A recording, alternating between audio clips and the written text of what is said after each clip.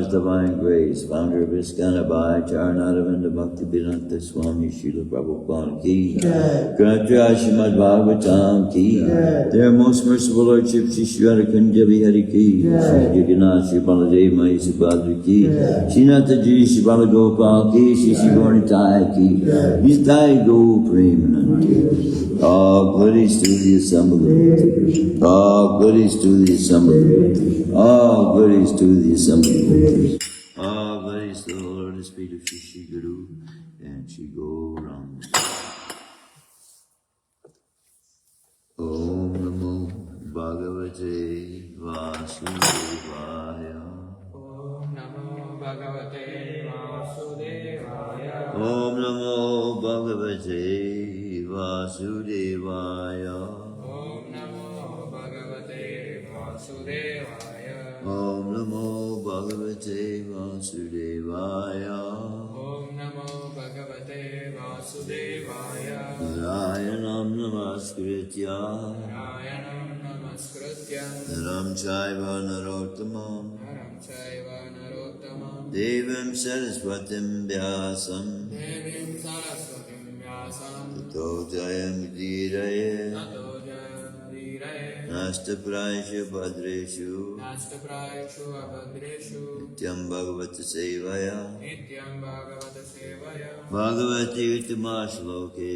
Bhagavati Uttama Shloke. Bhaktir Bhagavati Naistiki. Bhaktir Bhagavati Naistiki. Reading from Canto 1, Chapter 8, Shrimadbhagavatam.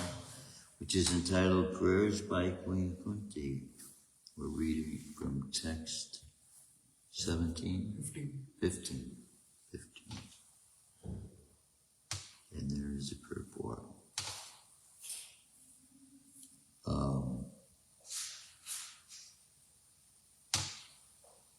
Just chanted Om Namo. Okay. Yajyapi Astram Brahmasiras Yajyapi Astram Brahmasiras Tu Amogam Chapratika Kriyam Japratikram. Yeah, you said it right. Vaishnavam Teja Asadya Vaishnavam Teja Asadya Samasmaya Brigudvaha Samasamya Brigudvaha Yajapyastram Brahmasiras Tyamogam Chaprati Kriyam Vaishnavam Teja Asadya Samasamyad Bhugudvaha Yadyapyastram Brahmasiras Tvamogam cha pratikriyam Vaishnavam teja sadya Samasamyad Brigudvaha.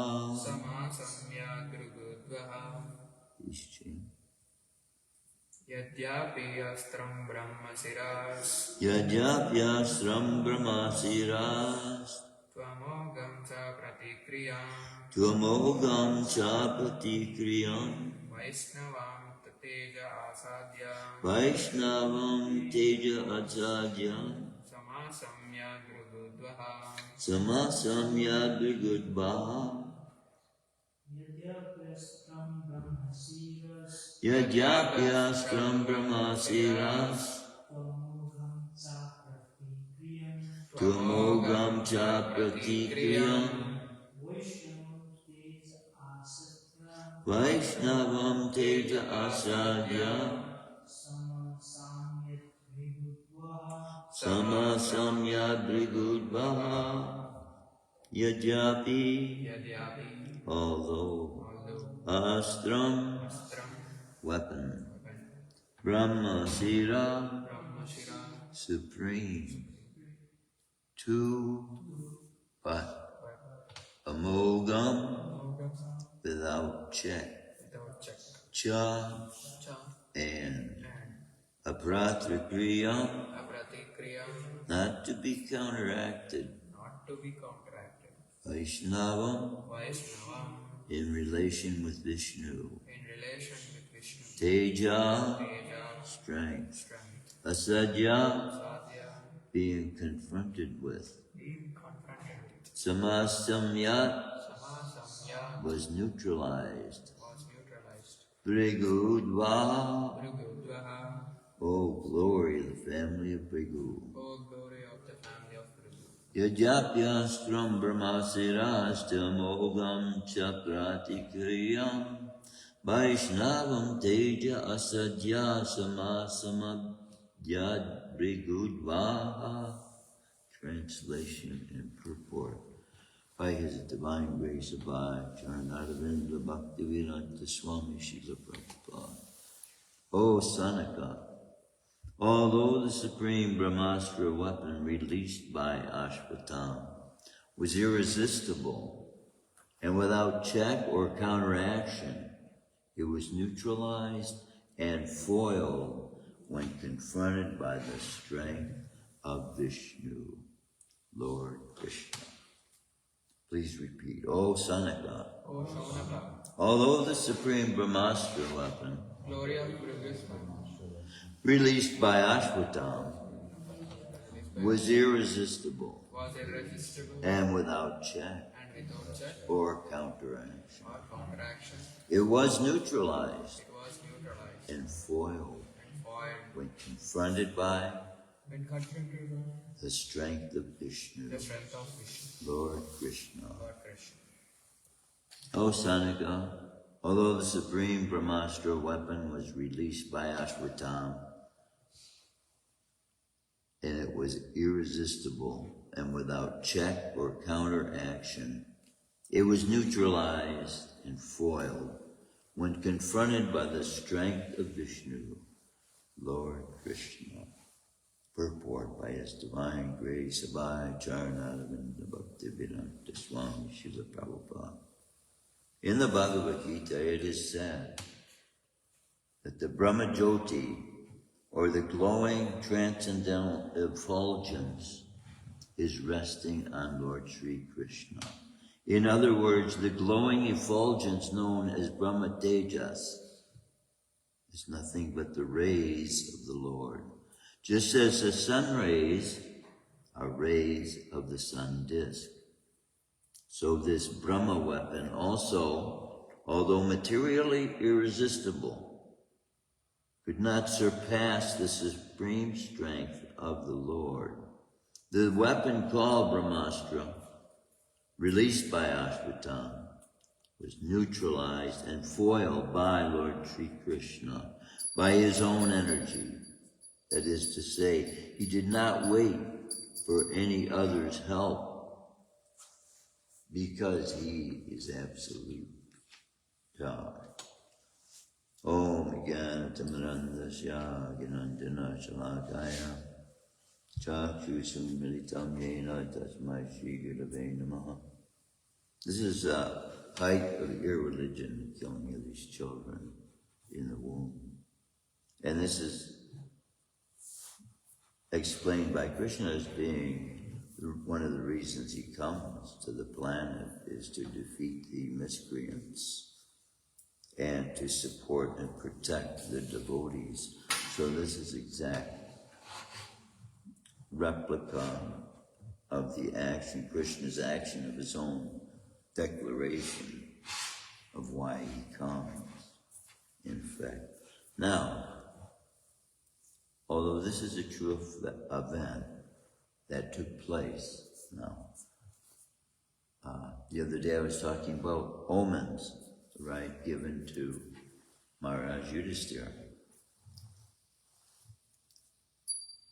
Omens in real life, Jai,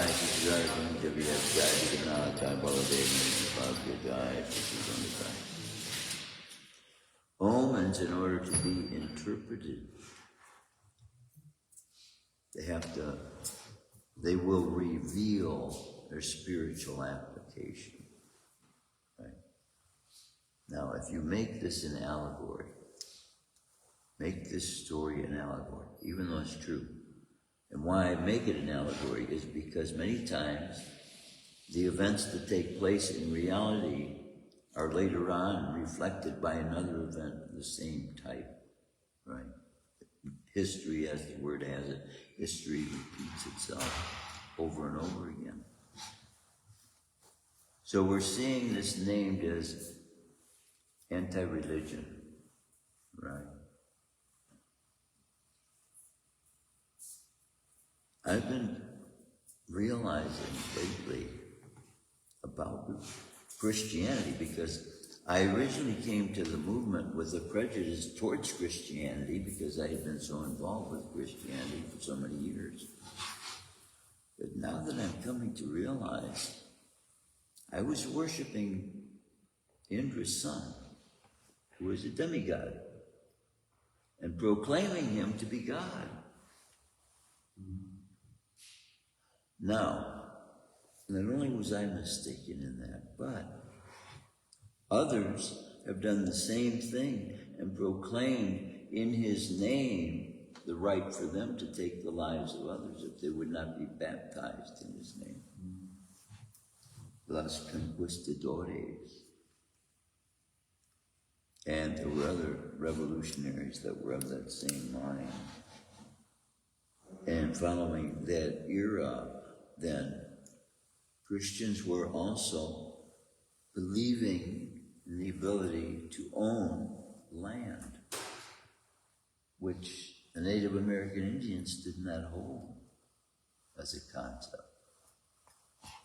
But getting back to this correlation of this as what it does, when you kill one person, you're killing a male. You're killing all the offspring they would have in the future produced, if they're of the age, which is normally the young age that young boys are sent to war, isn't it? You don't send all the older men to work because they're feeble.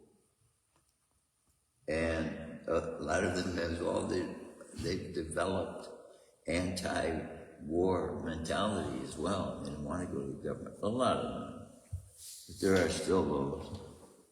And there will always be those who of the Kshatriya caste, you could say, or the Kshatriya portion of society is there as a necessity of society. But the consciousness then that is developed by the Kshatriya without guidance of the moral principles. So, without guidance of the moral principles of Vaishnava etiquette, Ashvatam was, and you don't see any other religions in the world administering Vaishnava etiquette, because they do not know what Vaishnava etiquette is.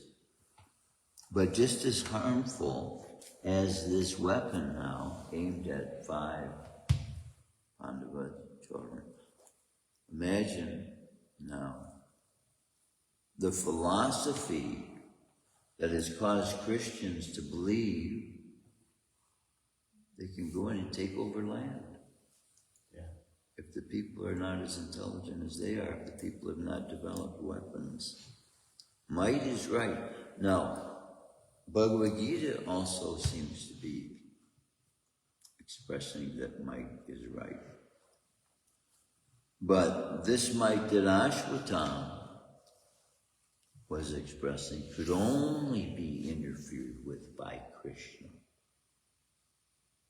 And in society, those catastrophes that only God can take care of, if society is not looking to God on a regular basis, just waiting until a catastrophe happens, that's not a friendship. That's like your hired help, right?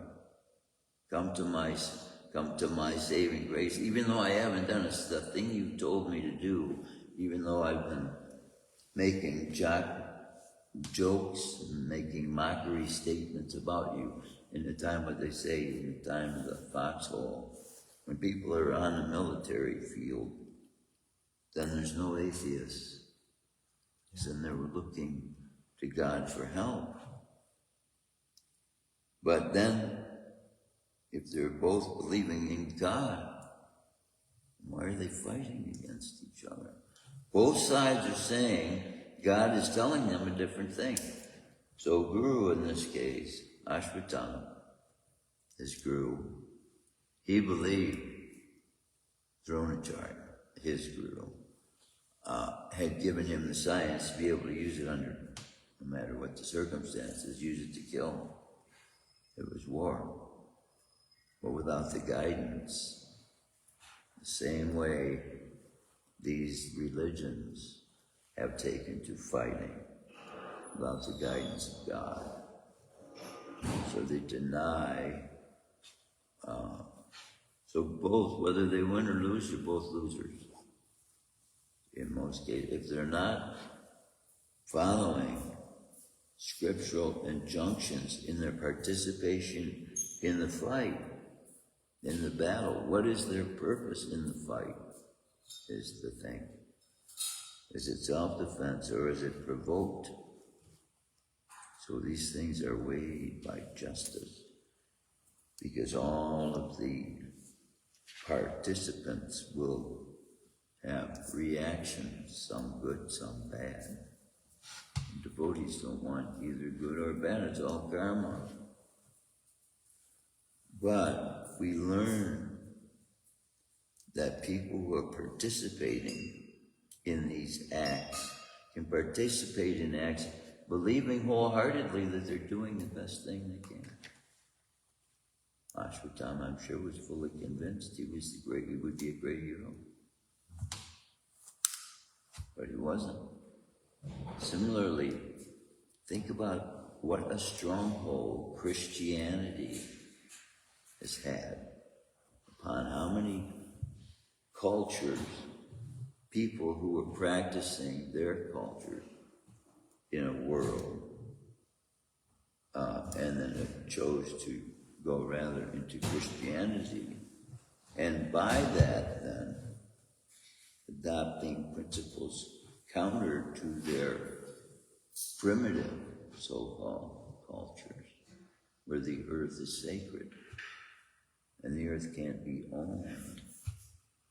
Like I was speaking the other day, these heroes historically of all the sacred teachers have been nomadic. They roam from one place to another, to another, to another. Excuse me. And in each place they had a holy place where they believed God was dwelling with them. Called the sacred or the holiest of holies. Then to defile externally on the outside was considered sin. But then on the inside, if one took part in what was considered a defiling act, they would have to carry their body out of the altar. They would be dead to walk in the altar in the presence of God after committing sinful activities. So now Krishna is in this age allowing us, because similarly, in the previous age, if you thought ill towards others, if you thought to do wrong, boom, you get a reaction. Even in, what was this, Treta Yuga? Now, I am told that Treta and Dwapara traded places because Lord Chaitanya came. And I don't know how they traded except by name. Because people that only lived to be 1,000 years old previous age, right? So what was it that they have no more value? What did they have more knowledge or what? I don't know how it could have been said except by name. Because in Treta Yuga, which comes normally after Satya Yuga, they would live to be 10,000 years old. Yeah. And as far as I know, they did. But what twisted religion does, the same way twisted Ashwatthama's idea of what was right on the battlefield, it affects the lives of others. So it would have affected the lives of all the offspring, except for the interference of the Supreme Person. This is what prayer is, asking God to interfere many times with His own laws. But in this case, see, the prayers that are best to be answered are those that are in line with His laws, not contrary to His laws. In many cases, when people come looking for relief of, for healing to preachers, they will go to preachers for healing. In a sense, it's a statement that I didn't cause this myself. It was just caused by chance. Things just happen, like the universe, just something exploded, and all of a sudden there was order, and there was a sun, and there were planets that could be lived on. But this is in the mindset of people who believe there's no God. Things just happen. Accidents happen. But with our bodies, in some cases, we cause our own ill health. So if we sit a certain way for too long, your your circulation gets cut off in a certain way, then that part of your body needs help. Then you'll feel it about 10 minutes after until the circulation gets back, and then tingly, tingly, tingly. Yeah, thanks. And then, you get a sore and then you get an itch when it's healing. So sometimes we don't know how to respond to messages that our body is giving us to. When the science of God is fully known by all the individuals on the earth, keeping the body fit is like just a secondary thing. Everybody is in full knowledge of it to the extent that nothing is prepared except that which has been official. And because we've got people involved now in the production of food, we have to worry about what things have been done to the food before it is even prepared. And I don't know when it started with this thing of, they got labels on every single fruit you got. It's got a sticky label on it, which has glue on it. And already the fruit itself has an outer covering of who knows what, DHT or BBT or LSD or whatever.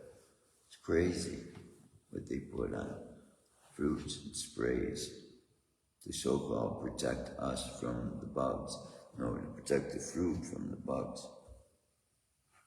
According to the producer of Sonic Bloom, if I might make mention of him, because the production or the use of his organic food for plants was so recognized by the scientific community, he gave him charge of all the varieties of seeds that are endangered species.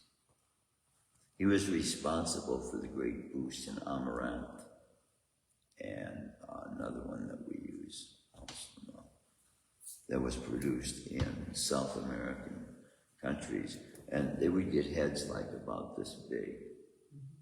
And after the use, because they have very arid and hard to grow ground there, like rock practically. Well, they build their houses out of adobe, the clay. It's the same kind of stuff they have to plant with. But after the use of his plant, he didn't need to water anymore. After the use of his substance, the heads were like this. Like 5, 6, 7, 8, 9, 10 times the size. Wow. They were, amazing.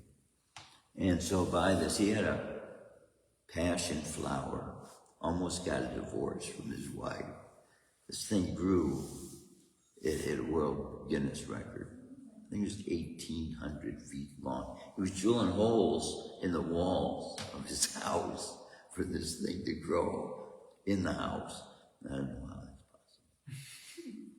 But that's what he's credited with doing. I've been saying for years, when we read descriptions in Bhagavad Gita, Shrimadbhagavatam, about the environment that was created inside the city of Lord Ram, Ayodhya, it gives distinctive descriptions of what kind of flowers there were blossoming there.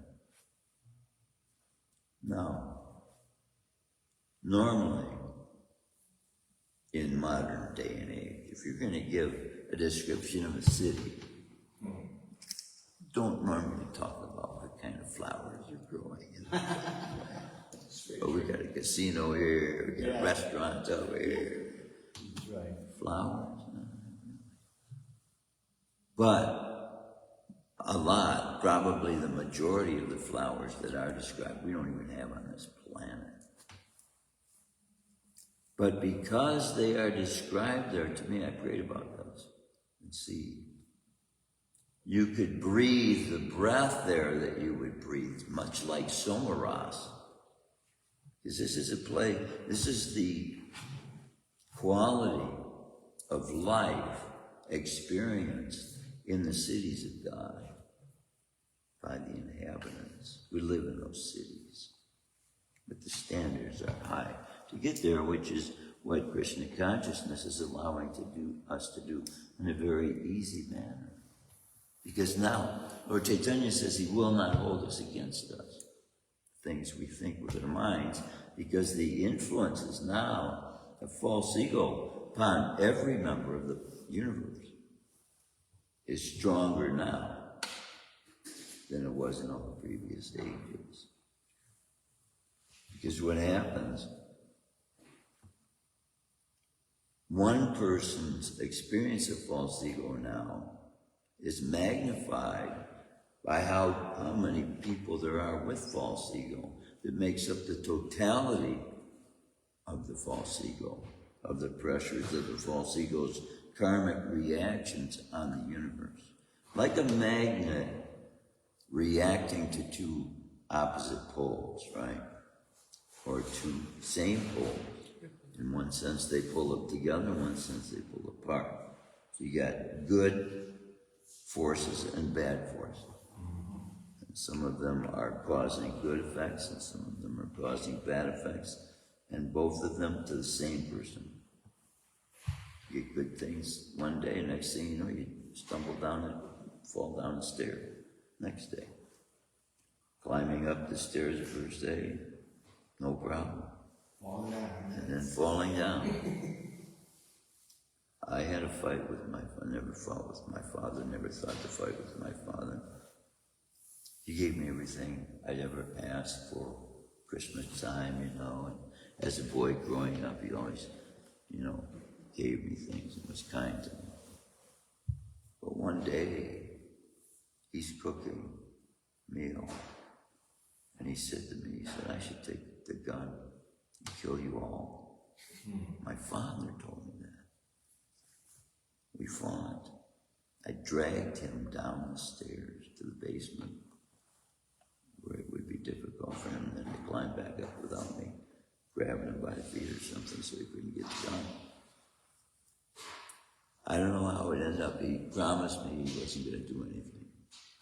1 week later, in the drunkenness of his own habitual state of mind, which he was in every night of his, that I knew him for many years after his daughter died, he fell down the stairs.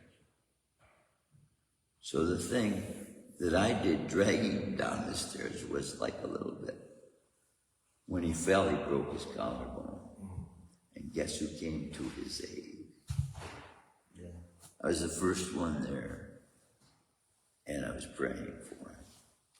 I felt so bad, Here he was, he'd taken care of me all his life, and then he'd come to a point in life where he felt like everything was for nothing. Mm-hmm. And then the driver was my high school, one of my high school friends, one of my closest friends, Danny Hassett. And my dad's shoulder's like down here, way down there. Joe, you gotta go to the hospital. No, I'm not going to the hospital. Insistent. And what happens? People get insistent in their own set of ways that help is not made available by their own way of thinking. If you want to try and persuade a Christian, you will come to find, as much as you believe you've persuaded him about the superiority of Krishna, it will tell you at the end, you need Jesus, boy, or you're going to hell. That's the end result of most persuasive preaching you can give to some Christians. Because it's half. Just like Ashvatam can't withdraw what he's put out, even if he wanted to, he didn't know how. So because of their training They put us off, not knowing that we're bringing them what their teachings are lacking the ability to give them because of who the Bible is given to, who the writings were given to.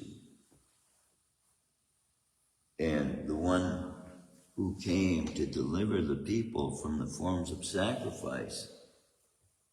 Same way Lord Krishna explains in the Bhagavad Gita what modes those various forms of sacrifices are in.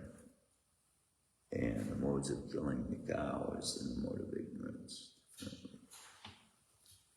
So it is that mode of ignorance that drives people to perform these activities without the ability to know how to control and how to take it back. They can't take it back. Sinful activity can't be taken back unless God himself intervenes.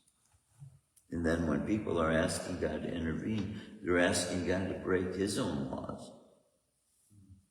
We have ill health, disease, and these wars and problems because of our own doing.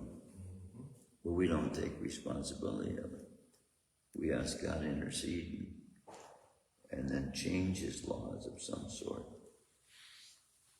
Now, when we surrender and then we come to realize that we're not doing everything we thought was perfect, and that there's better ways of doing these things, by Krishna consciousness, because God knows the best way everything should be done. And then if we surrender, then that will mean we know the best way life should be lived.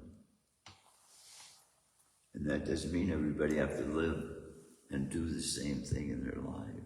Variety is the spice of life. But still everybody can have a singular purpose in wanting to please. By wanting to please Krishna, it offers 64 different eternal sciences. I was talking about in the Bhakti Rasamrita Sindhu, which we used to read from every morning. I don't know if anybody's reading it in the morning. Yeah, we read from the job. So you'll come to find which more than just to be read one, a verse or two in the morning.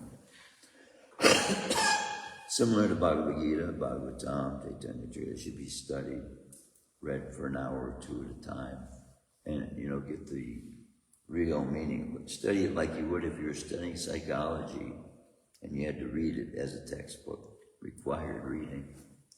So if you study it like that, it comes to see how far advanced, because this is the character that it is wanting to bring out in us, that is the kind of character that those inhabitants of the city of Ayodhya are having with one another. This is the kind of relationships they're having with one another. And so it's my deep ground belief now that the descriptions of these flowers are given in order for us, by knowing and applying the same principles to our cities, every breath we breathe will be filled with these life-giving substances as breath that are given off as life breath to these plants, because we have such a symbiotic relationship with each other. We give them breath, they give us breath. The plants, all the green plants, they're creating their blood, their lifeblood, the chlorophyll, by using what they call this transformation, by the sunlight hitting it. They have a name for it. Photosynthesis.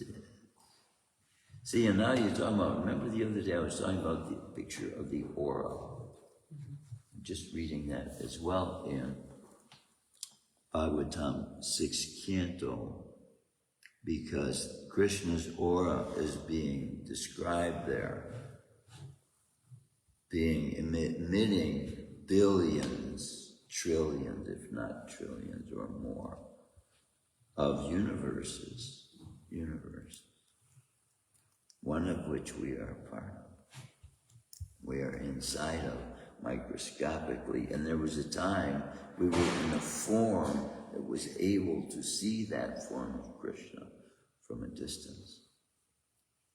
And this is the vision Bhagavatam gives us of Krishna. When by describing it, when I describe to you that Krishna has a body which is emanating millions of universes, don't you see a personal form of a person that has these great lights coming off of the thing, radiant lights.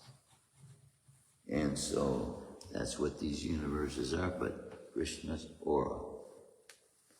So then in that place where he can be seen as that, that's Vaikuntha.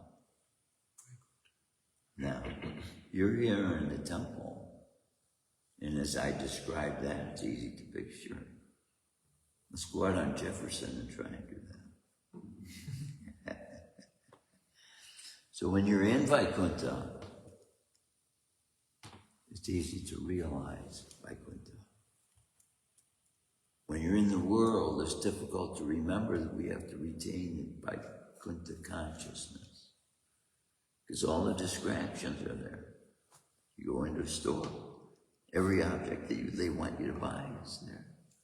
And it goes through your mind. You walk down the aisle. How can you avoid? Can't avoid. While at the same time, someone's chanting Hare Krishna, Krishna Krishna, Hare Hare, and getting the nectar of Krishna's name. I do it. We all do it. We're interacting with Krishna's energy. Now, if we can minimize that, and that's what Ekadasi is for. It's for our benefit to be able to minimize. I thought today was Ekadasi. When I looked on the calendar, see, the next Ekadasi looks like we've already passed, but because the Sunday is being shared with our past Sunday and our next Sunday, I was mistakenly thinking today because Tuesday was last Tuesday, not next Tuesday. So today's not Ekadasi, and I'm in great relief of that. Like the woman who got off the foot of my aunt. My aunt's feeling of the foot getting off of her foot. Yeah, it feels good. I'm going to have to fast. We've had enough fast in the last 2 months, I think, for my next year. But, see, fasting is good also. And there's a saying amongst people who work out physically to have healthy bodies: no pain, no gain. And so to some extent, you gotta eat things that don't taste like you'd like them to. And in effect, it's a form of punishment. But it's because we put things into our body that aren't supposed to be there. And you can't help but do it. And this is what demonic means. Demons force people to do it their way. Frank Sinatra. I did it my way. And looked at as being the most successful. Why? Because he did it my way. He did it my way. My way or the highway. Yeah. Yeah. And then when you get strong, then you can say that my way or the highway. Mr. Trump. That's good for you. You're fired. You're right. Which, under some circumstances, is very good and powerful and works. But the mentality is not the same in the spiritual world. Although, see, the leader has already brought its people up to the point where they don't need to be told that. So this is the testing place for us to develop that Vaikuntha mentality here in a simple dwelling. We're not under war circumstance, we're not under the threat of war. Even in our jobs, we're under a relatively peaceful situation where we can function as human beings and still have our own thought processes going. In other words, you can pray while you're working. You can commune with God while you're working. You can offer Krishna the most exotic sacrifices of food, artiques of gold, paraphernalia, golden. The vision Srila Prabhupada gave of New Vrindavan was 7 temples on 7 hills. And with that vision came the understanding that it would be so excellently developed that demigods would want to come and offer solid gold offerings to Krishna there. That was the idea. See, this is also evident of the belief that the Buddhists had. The golden age is coming. We want to be a part. I want to see that happen. I want to see the transformation of the world to a place where everyone is free, roaming, and everything is accessible. Every tree is producing. Every human has everything necessary. And they know it's coming from the supreme power. And they all love the person from whom that supreme power comes. Do you have a question? Yeah, I do. In the Christian concept of eternity, eternity kind of insinuates that everything stops, all the material world stops, and then everything becomes heaven from that point? Yeah. Is there the same concept in Christian consciousness, or will there ever be a time when all the souls will be in the spiritual world? Or will it always be people going through the cycle and then some of them being this? So do the yugas just keep going? They never stop? Right. But see, at the end of the intake of Lord Vishnu's, right now he's exhaling, Right. Mahavishnu. At the end of that, he will inhale and it will all go back into that body. So how long that will last for, I suspect the same amount of time as his exhalation. So that means for 311 trillion, 400 billion circles of the planet Earth around the sun, the same equivalent time, he will have inhaled. There won't be any Earth around the sun. But Dhruvaloka will still be existing, inhabiting that space. Because we are now inhabiting an area that was previously considered to be the spiritual universe. But by containing it in false ego, intelligence, false ego, mind, these things then encapsulate us and keep us encaged from the exterior energy of this, which is the Vaikuntha energy, the eternal energy.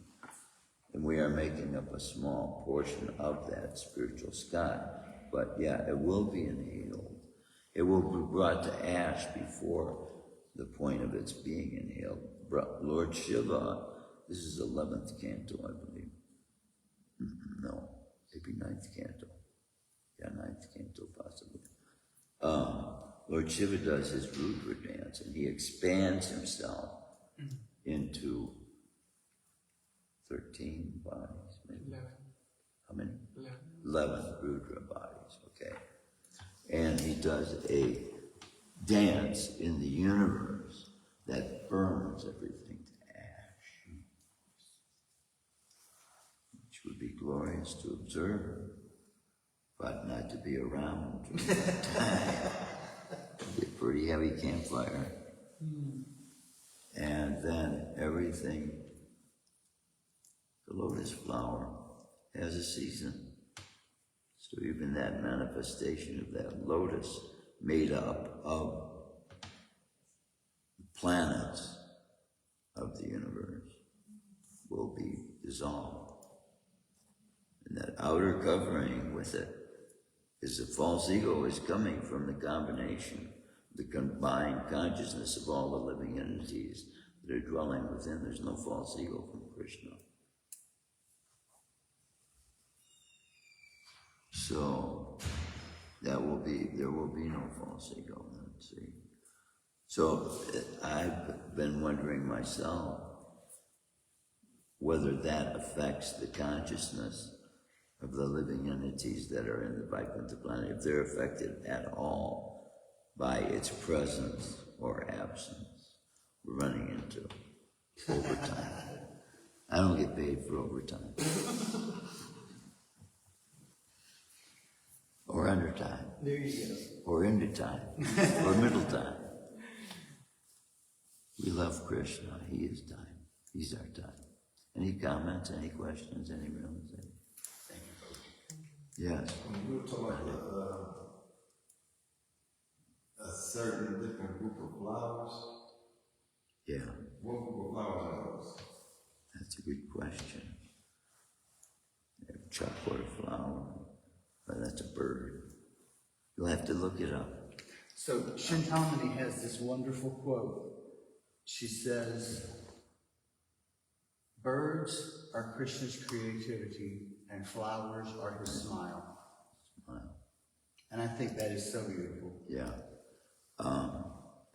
These are so foreign to my mind. I didn't memorize them. And they are listed, there's a good paragraph or so, listed of the types of flowers that were in there. So that when people just, excuse me, walk through the parks, and there's many parks there too, and Srila Prabhupada said parks are evidence of a society's advancement. Nice. And as you see, parks are a place where the elderly go and feel at home with nature, kind of. They feed the squirrels, feed the birds. Break the laws of the scientists, they don't feed the squirrels, don't feed the birds. What book has that paragraph in it? And this, One of the cantos of Bhagavatam. One of that set. I wish my printer was working. My printer went out, and now I'm thinking I just buy another printer. So I'm in a state between buying one that you got to buy the special paper because it burns the ink in. Then you never have to buy toner. Or just buy a regular laser toner like I have, or buy a full color toner. I don't know. Too many choices. guess what? You know, you go to a foreign country, and when you go to a grocery store, they get one brand on the shelf. You got to buy that kind. That's it. It's like that. By being up under technically a 501c3, Buy what is it? technically establishment, being a 501c3, you shouldn't be having to come out to be taken care of. 501c3, what is it? 501c3. 501c3, oh yeah. And we should what? That allows you to be able to get the things that you need. Oh, not-for-profits? Yeah. Yeah, I've worked. Yeah. I've only had 2 jobs in my whole life that weren't not-for-profit. The rest of the time I've spent in a not-for-profit organization, doing theater and school. It's all not-for-profit. Right. And then like hospitals, they're supposed to be. Yeah. Yeah. Well, when you're not-for-profit, you can go door to door to these big manufacturers and ask them for grants. Exactly. But you got to stick to Meet the the laws. requirements. Yeah. And then they have a Inspection. certain bit of, control over you. Yeah. And that's not necessarily a good thing. And see, that's not supposed to be the case with a politician who gets funded by these same organizations. Yeah. And that's what the problem is. And now that I just said that, I know how to keep that from happening. They can still have the funding going on, but they have to be blind to it. So they can't know funding that's going in and where it's coming from. That's the key. Yeah. Now, if that's possible. It is. They have confidential information that leaks out. But you got all types of gurus around you. Yeah. Financial literacy, Yeah. infrastructure. See, in World War II, they knew the ability that souls have with their minds to be able to read secret files. With your mind, you can in your subtle body go into places that are present on the planet, and you can do things and aid people. Now they were saying in World War II that documents could be read. My experience with this is you can't read documents in your sleep. You try to read a newspaper, it doesn't exist. So, but it's possible. I don't know, I'm not saying it's impossible. But because they were believing that way, they purposely created, I don't know if they kept these papers in some underground place in the Pentagon, but they created hindrances to what they thought was hindrances to mind waves. Telepathy, in other words.